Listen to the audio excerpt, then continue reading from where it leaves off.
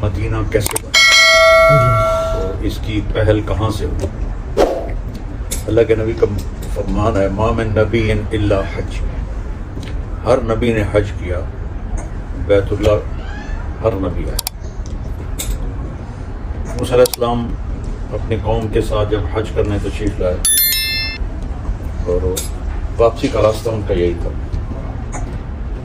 تو ان کے صحابہ میں 3 شخص تھے، ایک کا نام تھا قریظہ، ایک کا نام تھا قینقاع، ایک کا نام تھا نذیر، زوات کے ساتھ یہاں سے گزر رہے تھے۔ تو وہ تینوں علماء تھے، وہ آپس میں کہنے لگے لگتا ہے یہ وہ جگہ ہے جہاں آخری نبی آئے تھے، تو کیوں نہ ہم یہاں رہ جائیں، یہ جگہ کچھ بھی نہیں تھی، ایک وادی تھی بس، تو ہماری نسلیں یہاں رہیں گی، جو آخری نبی آئیں گے تو ان پر ایمان لے آئیں گے۔ تو انہوں نے موسیٰ علیہ السلام سے اجازت چاہی کہ ہم یہاں رہ جائیں، تو انہوں نے اجازت دے دی کہ ٹھیک ہے رہ جائیں۔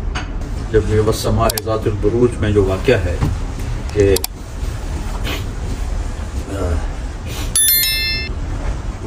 یہودی بادشاہ تھا یمن میں، جس نے عیسائی مذہب قبول کرنے پر آگ میں جلا دیا تھا لوگوں کو، قتل اصحاب الاخدود النار ذات الوقود۔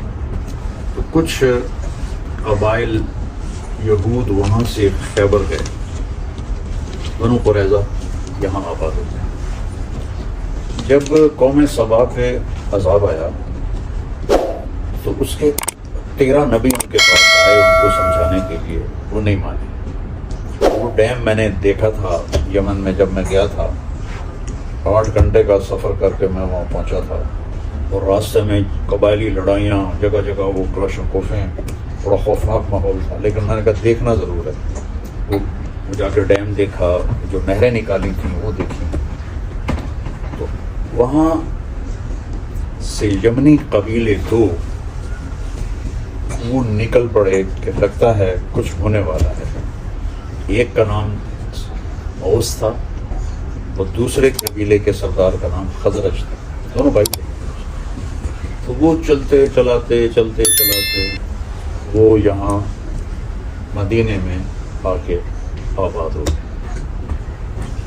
جب یمن کا ایک بادشاہ تھا تبع، اس نے مدینے پہ آگے شام پر حملہ کرنا تھا۔ مدینے پہ جب وہ اٹیک کرنے لگا تو یہود کے علماء نے اس سے کہا یہاں آخری نبی آنے والا ہے، یہاں یہ کام نہ کرو، نقصان ہو سکتا ہے۔ تو اس نے پھر نا اپنی فیملی میں سے، اپنے شاہی خاندان سے ایک خاندان کو یہاں مدینے میں آباد کر دیا، اور ایک تحریری خط بھی لکھ دیا۔ وہ اشعار مجھے یاد ہے لیکن اب بھول گیا کہ میں اس آخری نبی پہ ایمان لایا۔ تو وہ جس فیملی کو یہاں چھوڑ کر گئے تھے، اس کے مہمان بنے میرے نبی ابو ایوب انصاری، تبع کے چھوڑے ہوئے خاندان میں سے۔ اس وقت کی دعا کو اللہ نے یہ آنر دیا کہ ابو ایوب کے مہمان بنے ہمارے نبی۔ تو اوس و خزرج کو آپس میں لڑا کر یہ تینوں یہودی قبیلے مال بناتے تھے، وہ سود پہ پیسے دیتے تھے، ان سے یہ مال بناتے تھے۔ تو اللہ تعالیٰ نے آخری نبی کو مبعوث فرمایا۔ تو 10 سال ہو گئے آپ کو دعوت دیتے، کوئی ایمان نہیں لایا سوائے 150 آدمی۔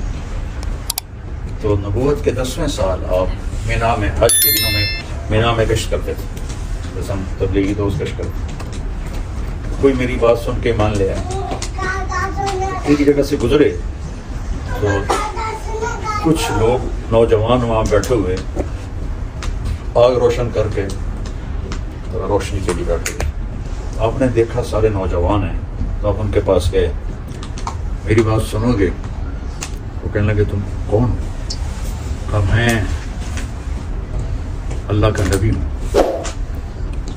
تو وہ ایک دوسرے کو دیکھنے لگے، کہنے لگے یار وہ یہودی باتیں کرتے ہیں کہ ایک نبی آنے والا ہے، کہیں یہ وہ نہ ہو، تو آؤ اس کی سنیں۔ تو وہ تھے ابو الحسن بن تیہان، عبداللہ بن رواحہ، سعد بن الربیع، اسد بن زرارہ، نعمان بن حارثہ، یہ وہ وہاں بیٹھے ہوئے تھے. آپ نے ان کو دعوت دینی شروع کی. قرآن آپ کیا تھے؟ قرآن سناتے. اور عبادہ بن صامت چھ تھے. ہوا یہ کلام تو انسانوں والا نہیں ہے، یہ وہی نبی لگتا ہے، چلو پہل کرو. ان 6 نے کلمہ پڑھ لیا. آپ اتنے خوش ہوئے تو کہنے لگے اگلے سال ہم آئیں گے. تو اگلے سال آپ نے مینا میں ان سے ملاقات کی تو 12 لوگ تھے. ان میں یہ 6 پورے نہیں تھے، 3-4 یہ تھے اور باقی دوسرے لوگ تھے. 12 تھے، جس کو بیعت عقبہ الاولیٰ کہتے ہیں، پہلی بیعت. تو انہوں نے کہا یا رسول اللہ ہم اب اگلے سال آئیں گے. تو مینا تو اب انہوں نے سارا حاجیوں کے لیے پہاڑ ہٹا دیے. تو ترکوں نے وہاں ایک مسجد بنا دی تھی، وہ نظر آتی ہے پرانی طرز کی. یہ وہ جگہ ہے جو پہاڑوں میں ایسے گھری ہوئی تھی، اور اس میں وہ خفیہ طور پہ رات کو چپکے سے اٹھ کے جمع ہوئے. ان کے سرداروں کو بھی نہیں پتا کہ یثرب کے کچھ لوگ ادھر گئے ہیں. تو آپ کے ساتھ حضرت عباس رضی اللہ تعالیٰ عنہ کو اپنے ساتھ لیا. تو پہلے حضرت عباس نے بات کی، دیکھو بھائی یہ میرا بھتیجا ہے، وہ ابھی انہوں نے ایمان نہیں لائے، ہم اس کی حفاظت کر رہے ہیں، اس کے دشمنوں سے اس کو بچا رہے ہیں. اگر اسے لے جا کر اس کی حفاظت کر سکتے ہو تو پھر لے جاؤ، اور اگر نہیں کر سکتے تو ابھی چھوڑو. تو اسد بن زرارہ رضی اللہ تعالیٰ عنہ کہنے لگے یا رسول اللہ، وہ جو پہلی بیعت میں اجازت ہے میں جواب دوں، اور آپ کے چچا کی اس میں کوئی توہین بھی نہیں ہوئی. میں نے کہا کہو. تو وہ کہنے لگے عباس چوڑیاں ہم نے بھی کوئی نہیں پہنی ہوئی، نحن ابناء الحرب قابرا عن قابر، ہم نسل در نسل جنگجو لوگ ہیں. واپس میں جو لوٹ رہے تھے 300 سال سے، ہم نسل در نسل جنگجو لوگ ہیں، اور ہم کبھی پیٹ پھیرنے والے نہیں ہیں. اور تم جانتے ہو کہ جسے قوم ٹھکرا دے اسے ہم قبول کر کے اپنا سردار بنائیں، یہ عرب کی ثقافت میں کتنی مشکل چیز ہے. اگر ہم نے اتنا بڑا فیصلہ کر لیا ہے تو آگے بھی ہم حفاظت کر کے دکھائیں گے. تو کہنے لگے یا رسول اللہ کیا شرائط ہیں آپ کی؟ آپ نے فرمایا تطیعون فی المنشط والمکرہ، ہر حال میں میری اطاعت کرو گے، جی چاہے یا نہ چاہے، خوشی کے ساتھ یا ناگواری کے ساتھ میری مانو. تنفقون علیہ فی العسر والیسر، تنگی میں اور خوشحالی میں میرے اوپر خرچ کرو. تمنعوننی کما تمنعون ابناءکم واولادکم، میری حفاظت کرو گے جیسے اپنی اولاد کی حفاظت کرتے. تأمرون بالمعروف وتنہون عن المنکر وتجاہدون فی سبیل اللہ، امر بالمعروف کرو گے، نیکی پھیلاؤ گے، برائی مٹاؤ گے، جہاد کرو گے. ولا تخافون فی اللہ لومۃ لائم، اور اللہ کے معاملے میں کسی کی لان تان کی پرواہ نہیں کرو گے. 5 شرط. تو انہوں نے کہا یہ ہم تیار ہیں. اسد بن زرارہ نے کہا یا رسول اللہ ہاتھ بڑھائیں. بیعت ایسے ہوتی تھی. تو ایک صحابی ہیں ان میں سے، مدینے والوں میں سے، ان کا نام بھی عباس ہے، لیکن عباس بن مرداس، یہ عباس بن عبد المطلب تھے، وہ عباس بن مرداس. پہلے سوچ لو کہ اگر ہاتھوں میں ہاتھ دے رہے ہو اس بندے کے تو تم پر پورا عرب حملہ کرے گا، اور تمہاری عورتیں بیوہ ہوں، تمہارے بچے یتیم ہوں، تمہارے مال لوٹے جائیں گے اور تمہارے اوپر قبضے کیے جائیں گے. اگر برداشت کر سکتے ہو بسم اللہ کرو. اگر نہیں کر سکتے ہو یہ سب ہونے والا ہے تو پھر ابھی چھوڑو. ابو الحسن بن تیہان نے پوچھا یا رسول اللہ کہ جیسے عباس کہہ رہا ہے ہمارا بھائی یہ سب کچھ ہمارے ساتھ اگر ہو جائے تو ہمیں ملے گا کیا؟ تو آپ نے فرمایا تمہیں جنت ملے گی. اب پھر تو کوئی سوچنے کی بات ہی نہیں. تو اسد بن زرارہ ابو الحسن بن تیہان دونوں میں ہوئی دوڑ کہ کون پہلے ہاتھ دیتا ہے. تو زیادہ یہ کہتے ہیں کہ ابو الحسن بن تیہان کا ہاتھ پہلے بڑھ گیا, اسد بن زرارہ تھوڑا سا پیچھے رہ گیا. تو انہوں نے بیعت کی, پھر سب نے بیعت کی. حضرت ام منی اور ام ہمارا بھی آگے بڑھے گا, نہیں میں عورتوں کو ایسے ہاتھ میں ہاتھ نہیں دیتا, تمہاری ویسی ہی بیعت ہوگی. تو عبداللہ بن رواحہ کہنے کہ یا رسول اللہ کر دیں حملہ مکے پر ہم. آپ نے کہا نہیں ابھی مجھے اس کا حکم نہیں ہوا, ابھی تم خاموشی سے چلے جاؤ. وہ گئے تو شیطان نے پہاڑ کے اوپر کھڑے ہو کر ایک زوردار آواز لگائی, مکے والوں تمہارے خلاف یثرب والوں نے سازش کر دی. یہ آواز قریش نے سنی اپنے کانوں کے ساتھ. تو جب صبح ہوئی تو انہوں نے مدینے کے سردار بلا لیا. بھائی کیا سازش کرو, کیا سازش کرو؟ ان کو پتہ ہی نہیں تھا کہ سارا کام تو نوجوانوں نے کیا. تو وہ کہنے لگے کون سی سازش؟ آپ آواز آئی ہم نے سنی ہے کہ ہمارے خلاف تم لوگ سازش کر رہے. ایسی تمہارے کان بج گئے ہوں گے, کچھ بھی نہیں, ہم تو کوئی بھی ایسا مسئلہ نہیں. تو چلتے وقت صاحب مدینے والوں نے کہا یا رسول اللہ پھر آپ آئیں نا ہمارے پاس. آپ نے کہا جب اللہ کا حکم آئے گا تو میں آ جاؤں گا. تو اس حج کے بعد آپ نے ہجرت کی اجازت دی. تو صحابہ نکلنے لگے, ایک دو چھپ کے کوئی کھل کے. حضرت عمر رضی اللہ تعالیٰ عنہ نے جب ہجرت کا ارادہ کیا تو زرہ پہنی اور ہتھیار سجائے اور بیت اللہ کا طواف کیا اور کہنے لگے جو یہ چاہے کہ اس کے بچے یتیم ہو جائیں اور بیوی اس کی بیوہ ہو جائے تو آ جائے, میں جا رہا ہوں. کسی کو ضرورت نہیں ہوئی اٹھنے کی, دم بخود. تو ابو بکر صدیق نے اجازت مانگی بھی کر نہیں. تو انہوں نے کہا کیا میں آپ کے ساتھ ہوں؟ ہم نے کہا تو 27 صفر نبوت کا 13واں سال, 27 صفر نبوت کا 13واں سال آپ حضرت ابو بکر کے پاس آئے کہ, اور یہ جمعرات کا دن تھا, کہ آج مجھے ہجرت کی اجازت مل گئی ہے. تو وہ کہنے لگے یا رسول اللہ میں نے ایک اونٹنی پال کے رکھی ہے, اس دن کے لیے وہ میں آپ کو گفٹ کروں گا, جس جو مشہور اونٹنی قصوا. تو آپ نے کہا نہیں میں گفٹ نہیں لوں گا, میں پیسے ادا کروں گا, یہ اللہ کا راستہ ہے. تو ادھر قریش کا آپس میں مشورہ ہو رہا تھا, بھائی ہم اس تنگ ہو گئے شخص سے, تو اس کا قصہ نمٹائیں, کیا کریں؟ کوئی کہے اس کو قید کر دو, تو شیطان بھی بیچ میں بیٹھا ہوا تھا انسانی شکل ابلیس. تو کوئی کہے اسے قید کر دو, بنو ہاشم کھڑے ہوئے ہیں. کوئی کہے اسے مکے سے نکال دو, یا دوسری جگہ ڈیرا لگا کے اپنا کام شروع کر دو. تو کسی تجویز پہ اتفاق نہیں ہو رہا تھا. تو شیطان نے کہا ایک تجویز میری بھی, ہر قبیلے سے ایک آدمی لو اور اس کے گھر کا گھیرا ڈال دو, تو جب صبح نکلے تو سارے مل کے قتل کر دو. تو پھر کسی ایک پر الزام نہیں آئے گا, تو بنو ہاشم سب سے تو نہیں لڑ سکتے. ہاں یار تو نے صحیح بات کی. نے حضرت علی کو اپنے بستر پہ سلایا.